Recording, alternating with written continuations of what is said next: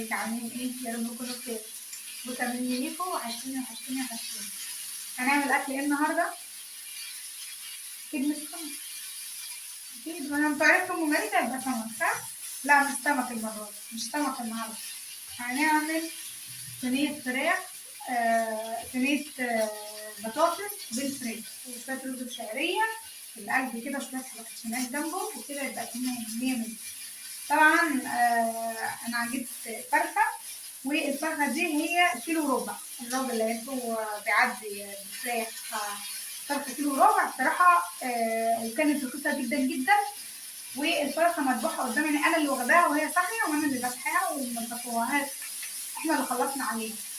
المهم الفرخة كانت حلوة فجبت منها جبت اللهم صل على النبي جبت 5 فرخات، قلت عشان ايه يبقوا بحيث ان هم موجودين في البيت. انا الحمد لله بربي عندي بط وفراخ، بس احنا بنحب الفراخ البيضة. انا عندي فراخ بلد، احنا بنحب الفراخ البيضة عشان ربما للشوي سهرة وجع اخر الليل الحاجات الحلوة دي. فالفرخة هي بكيلو ربع، فانا ذبحتها ونضفتها طبعا وعصر عليها ليمون وملح ودقيق. هي في الفراخ فها بسم الله ما شاء الله حلوة يعني على قد فردين زي العسل. وانا بنزل منها نايب لحم. تعالوا نشوف احنا هنعمل ايه بقى. طبعا مكونات العسل هنا معانا الشعرية والبصل ومرقة الدجاج.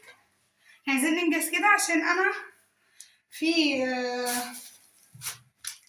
ضيف جاي، فانا عايزة انجز الدنيا بسرعة. طبعا وطبعا انا هنا معايا البطاطس بتاعتي هقشرها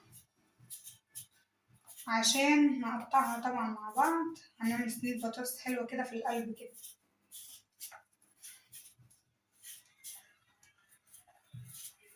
شوية رز بالشعرية وسلام على الدنيا وما فيها. والفراخ هنا انا نقعاها بقالي زيادة اهوت عن ساعتين.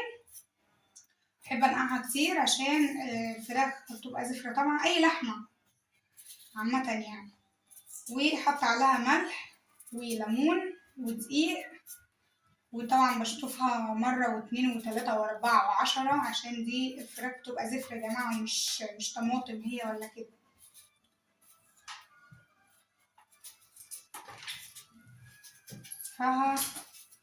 هنعمل يعني البطاطس بتاعتنا وهنجيب الصينية ونرجع لكم تاني.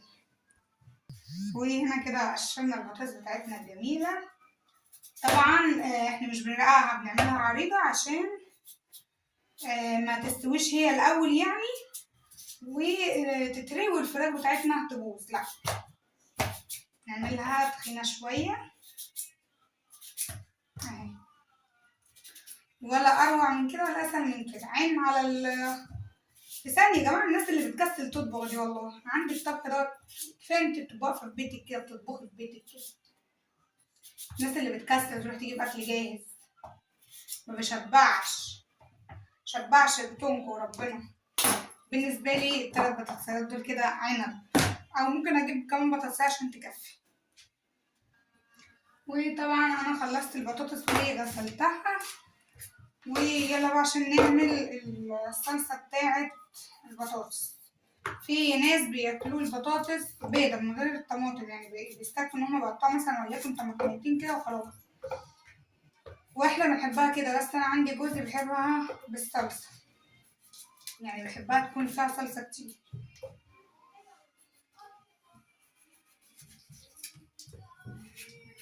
كده. اهو شوية بطاطس عسل،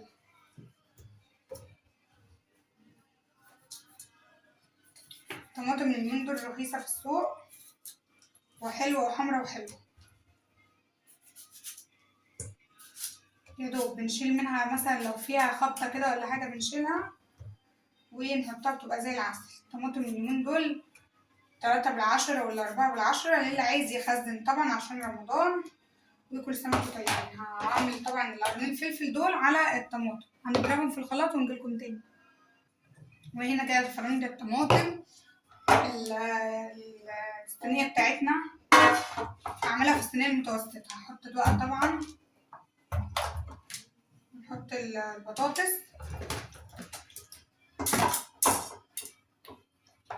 او ممكن اجيب الصينيه الكبيره شويه اللي فوقها اللي تحتها عشان احط الفراخ فيها عشان تبقى واسعه وتاخد راحتها في السوا. يلا هي هنعملها مع بعض بتاعتنا الجميله هي عشان يعني ايه تعرف تستوي كده وتاخد راحتها في السوا. طبعا الفراخ انا شطفتها كمان شطفه، هرصها كده وطبعا الفلفل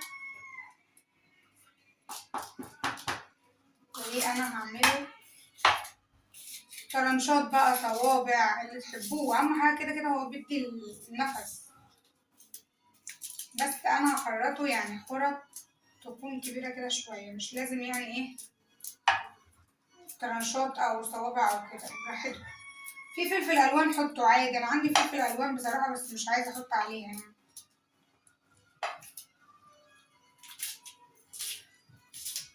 كده اهو نقارن عشان الفلفل بيدي نكهه حلوه جدا.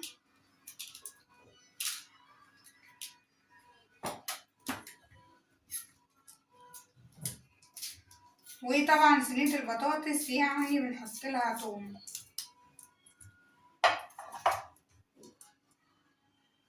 اهم حاجه شيلوا بس البذر عشان البذر بيعمل مراره.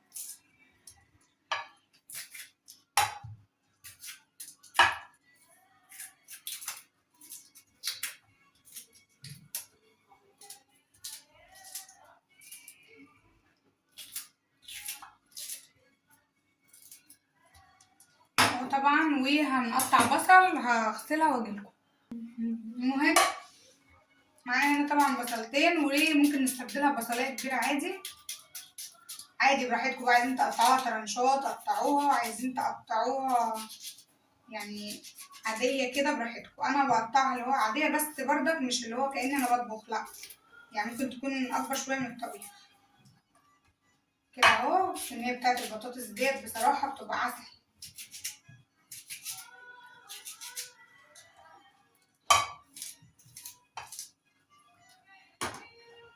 معانا طبعا شفشق الخلاط بتاعنا الجميل، وهنحط له شويه ميه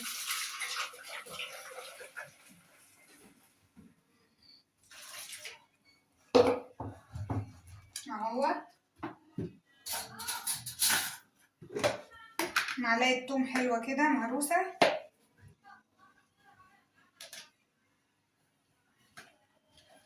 اهي،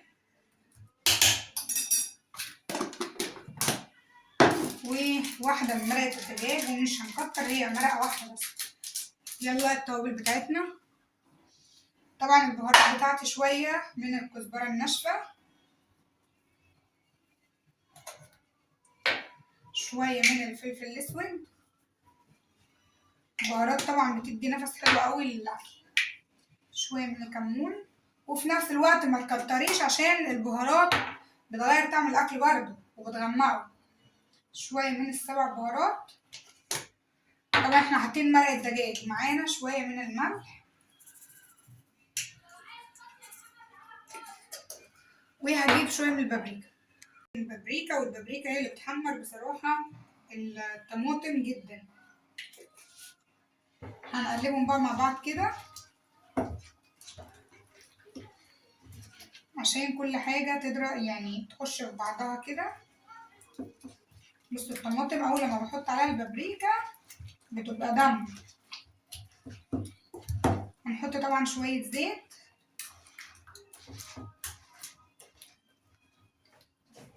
اهو كده. معانا البطاطس بقت صينيه البطاطس بتاعتنا زي العسل.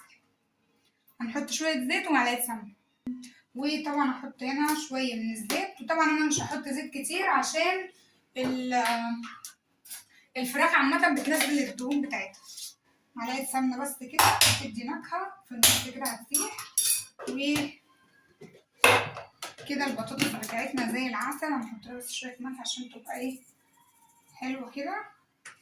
وكده البطاطس بتاعتنا بقت زي العسل. الصينيه بتاعتنا اهي هندخلها الفرن.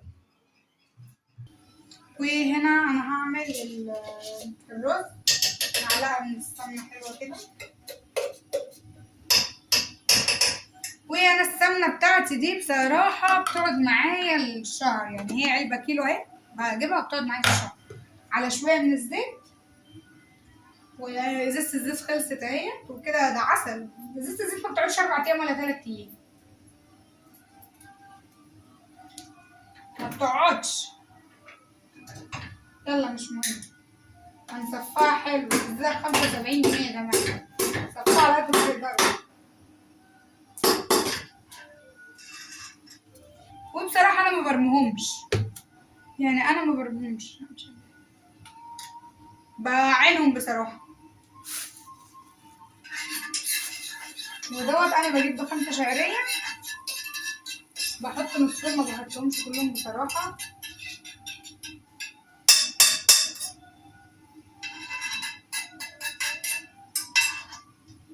استنى هتقدح بقى وهجيلكم تاني. وهنا كده الشعريه بتاعتي قدحت، هحط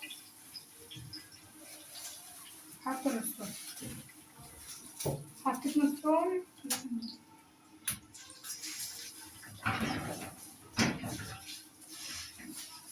طبعا انا هنا ما غسلت الرز بتاعي، عسل عسل.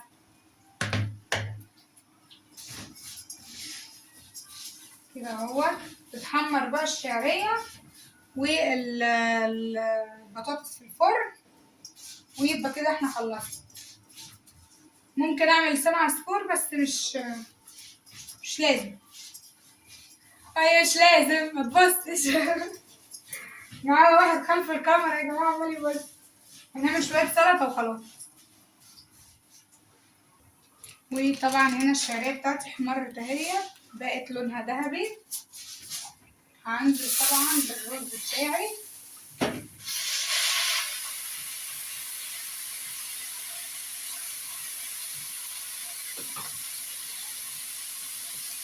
كده اهوت.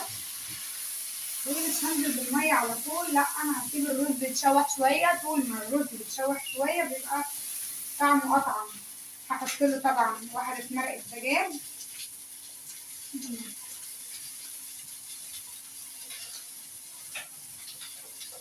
اهو طبعا. وهفضل اشوح شويه بيدي بصراحه طعم احسن، والرز بيبقى مفلفل كده وحلو. هنحط شويه من الملح،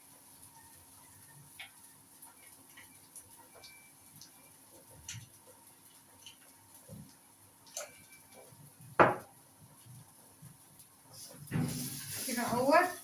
نشوح فيه شويه على قد ما نقدر، وبرضك ان هو ما يلزقش، بيدي ريحه ونفس بيبقى اطعم. وخاصه لما بتحطوا مرقه الماجي دي بتبقى بصراحه جميله، بتدي للرز كده نفس كده بيبقى حلو. كده اهوت تشوح شويه، يعني الميه اللي فيه شربت خالص. وهنزل بالميه بتاعتي طبعا.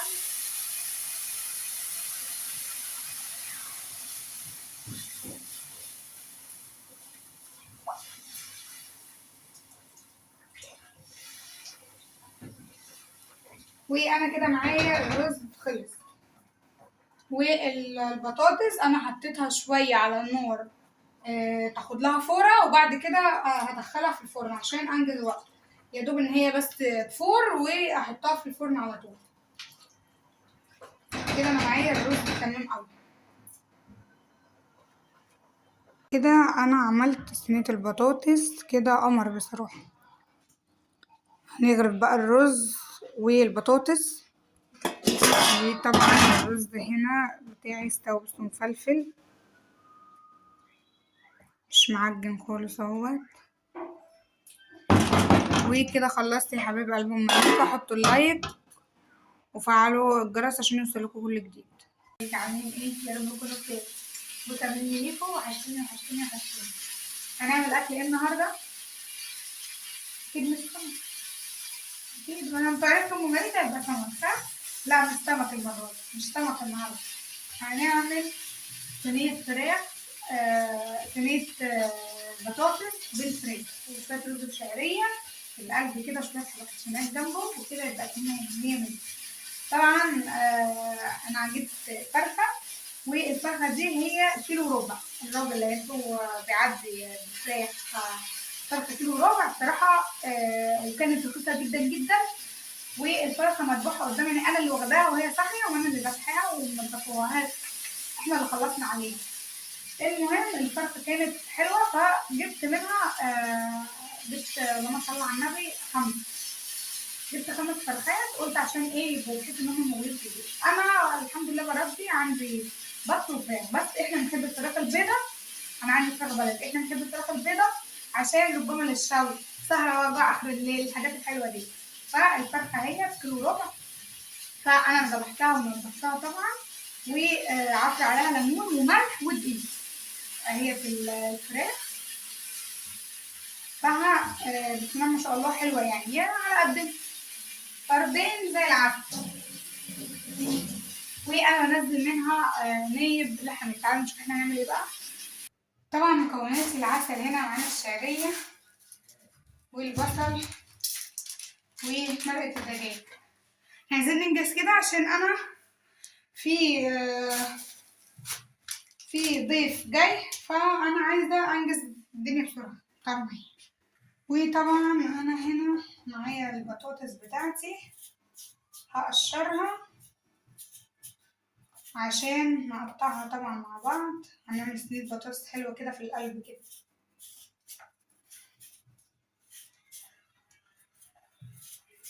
شويه رز بالشعريه وسلام على الدنيا وما فيها. والفراخ هنا انا نقعاها بقالي زياده اهوت عن ساعتين.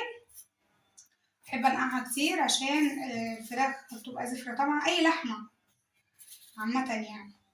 وحط عليها ملح وليمون ودقيق، وطبعا بشطفها مرة واتنين وتلاتة واربعة وعشرة عشان دي الفراخ بتبقى زفرة يا جماعة، مش طماطم هي ولا كده.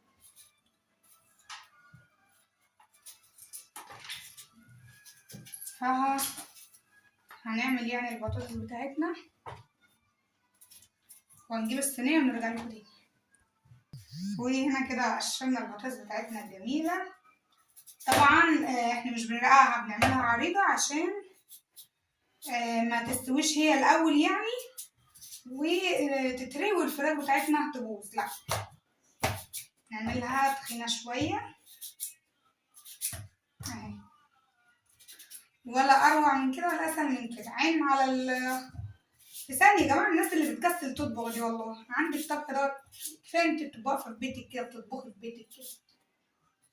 الناس اللي بتكسل تروح تجيب اكل جاهز ما بشبعش بتنكو ربنا. بالنسبه لي ال3 بطاطسات دول كده عنب، او ممكن اجيب كمان بطاطسيه عشان تكفي. وطبعا انا خلصت البطاطس وغسلتها، ويلا بقى عشان نعمل الصلصه بتاعه البطاطس. في ناس بياكلوا البطاطس بيضه من غير الطماطم، يعني بيستكفوا ان هم بيقطعوا مثلا وليكن طماطميتين كده وخلاص، واحنا بنحبها كده. بس انا عندي جوزي بيحبها بالصلصه، يعني بحبها تكون فيها صلصه كتير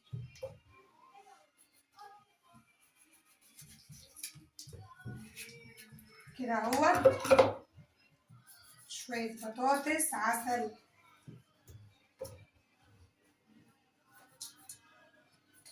طماطم اليومين دول رخيصه في السوق وحلوه وحمرا وحلوه. يا دوب بنشيل منها مثلا لو فيها خبطه كده ولا حاجه بنشيلها ونحطها بتبقى زي العسل. طماطم اليومين دول 3 بالعشرة ولا 4 بالعشرة للي عايز يخزن طبعا عشان رمضان. وكل سنة وانتم طيبين. هعمل طبعا القرنين الفلفل دول على الطماطم، هنضربهم في الخلاط ونجيلكم تاني. وهنا كده فرمت الطماطم. الصينية بتاعتنا هعملها في الصينية المتوسطة. هحط بقى طبعا نحط البطاطس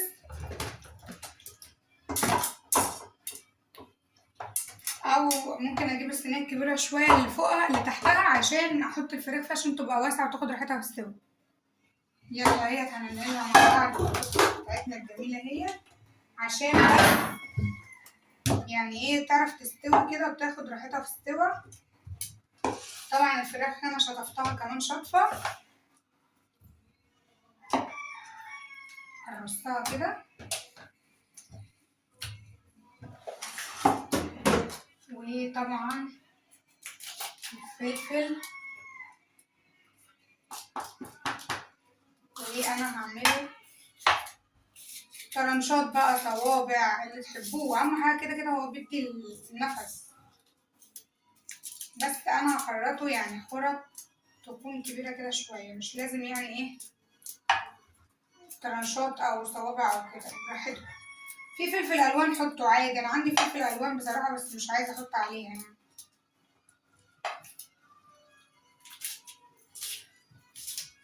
كده اهو المقارنة عشان الفلفل بيدي نكهة حلوة جدا.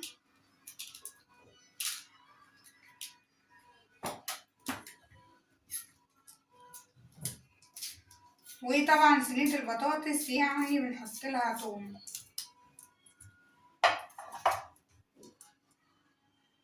اهم حاجة شيلوا بس البذر عشان البذر بيعمل مرارة.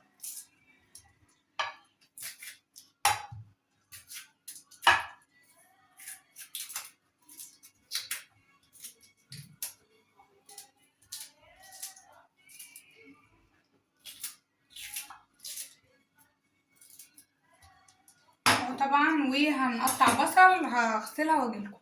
المهم معايا هنا طبعا بصلتين، وممكن نستبدلها ببصلايه كبيره عادي، عادي براحتكم بقى، عايزين تقطعوها طرنشات قطعوها، عايزين تقطعوها يعني عادية كده براحتكم. انا بقطعها اللي هو عادية، بس برضك مش اللي هو كأني انا بطبخ، لا يعني ممكن تكون اكبر شوية من الطبيخ كده اهو. الصينية بتاعت البطاطس ديت بصراحة بتبقى عسل.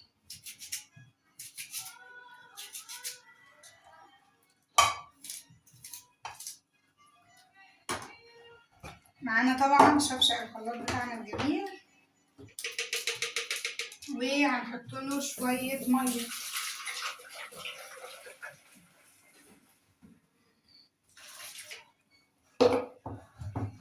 اهوت، معلقة توم حلوة كده مهروسة،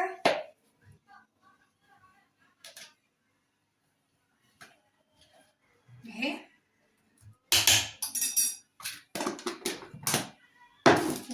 وواحدة من مرقة الدجاج، ومش هنكتر، هي مرقة واحدة بس.